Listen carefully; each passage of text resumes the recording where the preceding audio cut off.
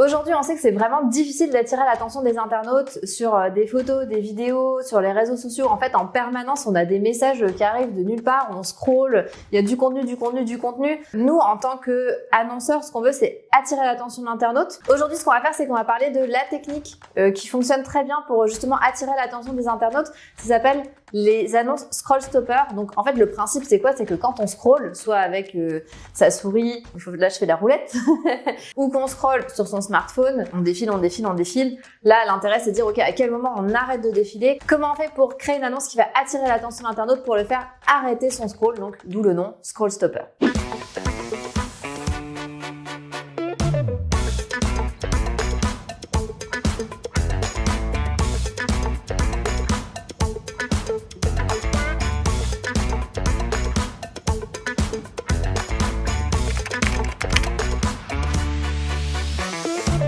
Concrètement, qu'est-ce que le scroll stopper? Je l'ai déjà un peu dit, mais en fait, c'est la façon la plus efficace d'arrêter un internaute de scroller pour regarder un contenu, que ce soit une image ou une vidéo. Pour une vidéo, vraiment, ce qui va être important, c'est les 2 à 3 premières secondes de la vidéo. C'est ça qui va faire qu'un internaute va arrêter de scroller. Évidemment, là, on parle surtout de scroller sur les réseaux sociaux. C'est là où on a le plus d'images, le plus de vidéos. C'est là où vraiment on veut attirer l'attention de l'internaute. Donc vraiment, pour une vidéo, quand on scrolle, ce qu'on voit avant de passer à la publication suivante, c'est les 2-3 premières secondes. C'est ça qui va vraiment impacter la navigation de l'internaute en fait sur les réseaux sociaux et qui va faire qu'il va arrêter son scroll pour regarder votre contenu à vous. Et pour les images, évidemment, il n'y a pas d'histoire de secondes, hein, donc c'est vraiment l'image, comment elle est construite, les couleurs, etc.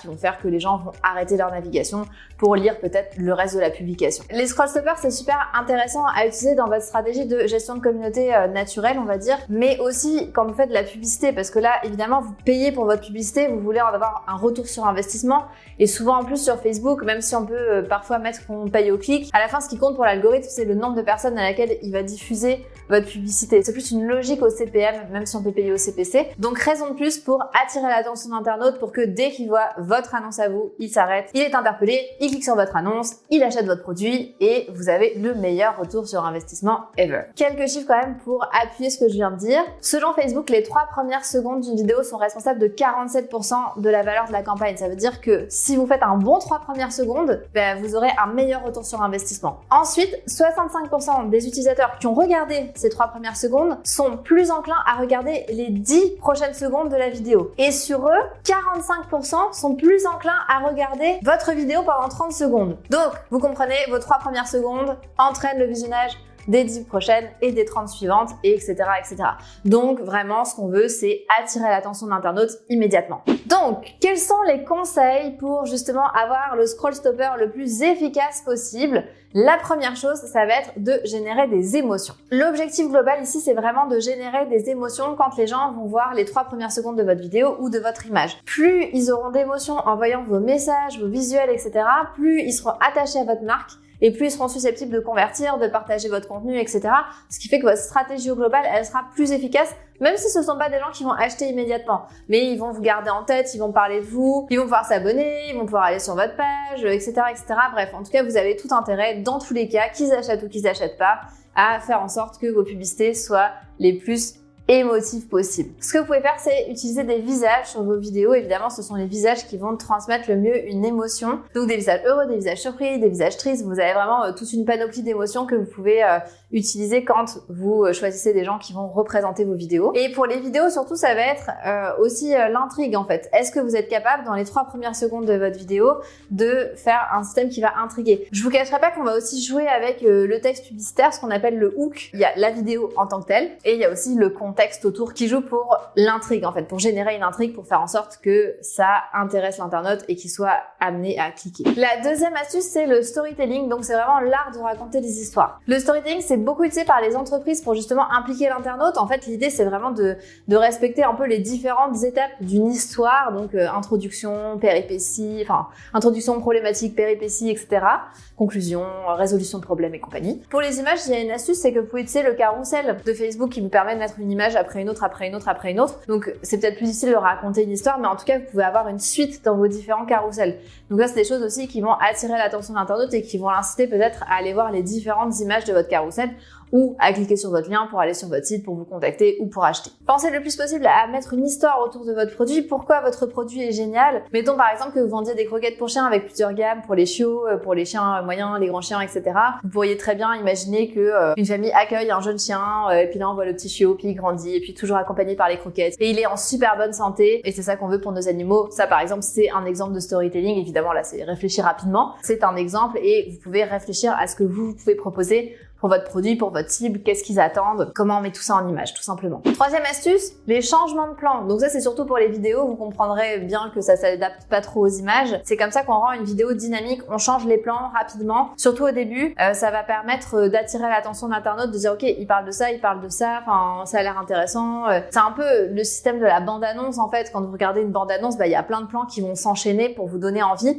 C'est exactement la même chose. D'ailleurs, vous êtes de plus en plus nombreux à nous suivre, donc n'hésitez pas à vous abonner parce qu'on voit que vous regardez les vidéos, mais vous n'êtes pas tous abonnés. L'avantage de l'abonnement, je le répète, c'est que vous allez pouvoir être avertis toutes les semaines des nouvelles vidéos qui sortent. Vous allez être des experts sur le marketing web en regardant toutes nos vidéos, donc n'hésitez pas à vous abonner. Quatrième astuce, les sous-titres. Ce qu'il faut savoir, c'est que sur les réseaux sociaux, il y a 85% des internautes qui regardent des vidéos sans le son. Donc évidemment, il faut que les sous-titres soient accessibles, donc vous pouvez soit l'incruster directement dans la vidéo, soit utiliser les sous-titres de Facebook. C'est sûr que quelqu'un qui a l'habitude de regarder des vidéos avec les sous-titres, il aura sûrement les sous-titres Facebook d'activer. Mais si c'est pas le cas, vous pouvez aussi les incruster. Je dirais que c'est un peu votre choix parce que si vous les incrustez, mais que la personne elle a quand même les sous-titres qui sont activés, elle aura 2 fois les sous-titres. C'est un peu intense, c'est pas très joli, etc. Et puis probablement que l'internaute il comprendra pas pourquoi il a les sous-titres en double. Donc ça, je vous dirais que à vous de tester. Peut-être que si vous avez une clientèle qui est un peu plus âgée, qui a pas les sous-titres, etc., ça vaudra la peine de les incruster. Si c'est une clientèle qui est peut-être plus jeune, il est possible qu'il les ait déjà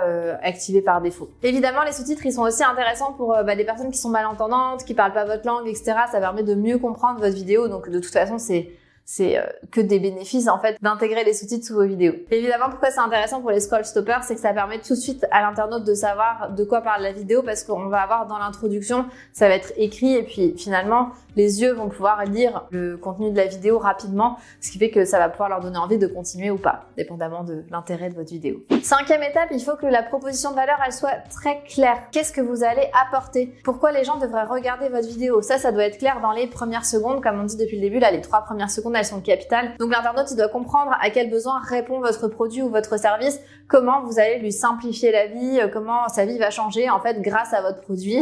Alors c'est des grands mots, comment sa vie va changer, mais vous comprenez là, qu'est-ce qui va faire que il devra acheter votre produit? Et finalement ça va être avec le besoin auquel vous répondez. Si vous avez la possibilité, n'hésitez pas à rajouter les caractéristiques de vos produits, mais il faut pas que ça soit des caractéristiques comme tous les autres produits. Tu sais, par exemple si vous vendez des lits, on s'en fout que le lit il fasse telle dimension sur telle dimension, c'est pas une proposition de valeur, c'est pas ça qui va différencier votre produit. Par contre, si votre lit il vous permet de dormir sans discontinuer pendant 10 heures, même quand un bébé pleure à côté, là ça va donner envie d'acheter votre matelas par exemple ou votre lit. Donc vraiment réfléchissez à pourquoi les gens achètent vos produits et ce que vous allez mettre dans vos 3 premières secondes de vidéo ou dans vos images.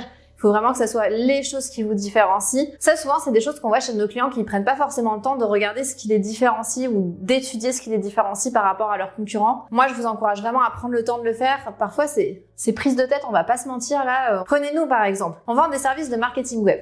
Il y a plein d'agences à Montréal qui vendent des services de marketing web. Donc, dans nos vidéos, on va pas mettre qu'on fait du SEO, de la publicité, etc. On va le mentionner, mais pas dans les 3 premières secondes. Dans nos vidéos, on va peut-être écrire qu'on a généré 2 fois plus de ventes à un client grâce à une campagne de marketing web. On va montrer qu'on a des clients qui sont très satisfaits de nos services en montrant des avis positifs, par exemple. Donc, des statistiques, des avis positifs. Ou tout simplement, on peut montrer un site avant-après avec les effets que ça a eu sur son trafic Google Analytics. Ou alors, on récupère une ancienne bannière et puis on montre ce qu'on a réussi à faire nous. Donc, ça, c'est vraiment des exemples concrets et les gens vont comprendre tout de suite que, ah oui, ok, c'est ça. Avec eux, je vais avoir des résultats. J'ai un super bon service à la clientèle et en plus ils sont bons. Donc c'est ça qu'on veut montrer à nos clients en fait. On veut vraiment qu'ils comprennent en quoi on est différent. Pas juste avoir une liste de services parce que ils s'en foutent, ils peuvent le lire sur notre site web en fait. La 6e astuce, ça va être de jouer sur les animations. Donc au niveau des animations, quand on parle d'image, ça va être tout ce qui est GIF par exemple, GIF animé. Ça permet d'avoir une image qui est pas une image statique mais une image animée justement, comme son nom l'indique. Et puis après, pour tout ce qui est réseaux sociaux, Instagram, Facebook, etc., là, vous n'avez pas le choix, vous pouvez pas mettre de GIF. Donc, il faut jouer avec la vidéo justement, c'est ça qui va faire que ça va être animé.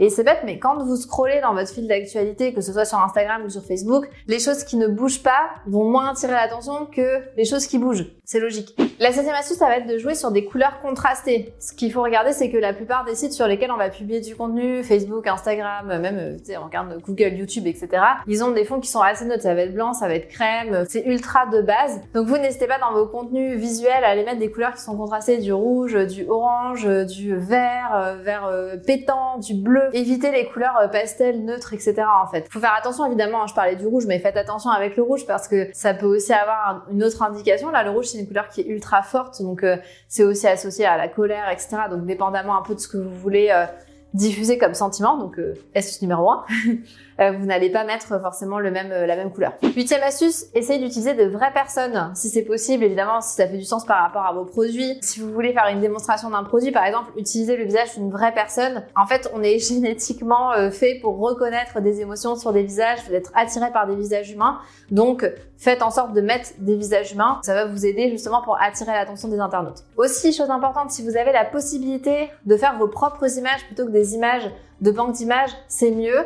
Évidemment, tout le monde n'a pas la possibilité, les talents, le budget pour faire les images à l'interne. Donc, dans ces cas-là, vous prenez des photos de banque d'images. Mais c'est vrai qu'on a remarqué qu'on a toujours des meilleurs taux de conversion quand on a des images qui sont uniques. N'oubliez pas que quand vous faites des créatifs, l'important c'est de les tester. Donc justement, on parle de l'importance de ces 3 premières secondes de la vidéo. Vous pouvez essayer de faire plusieurs introductions de 3 secondes et de tester ces vidéos-là sur la même audience et de voir comment elle réagit, ou même sur des audiences différentes éventuellement. Mais normalement, on est censé comparer des pommes avec des pommes là, donc changez pas trop de variables. Mais en tout cas, ce que je vous recommande, c'est tester plusieurs introductions de vidéos, donc plusieurs 3 secondes différentes en début de vidéo. Ça va vous permettre de voir ce que votre audience préfère et tout simplement ce qui fonctionne le mieux, ce qui attire de la conversion, etc. Donc vous avez tout intérêt à tester.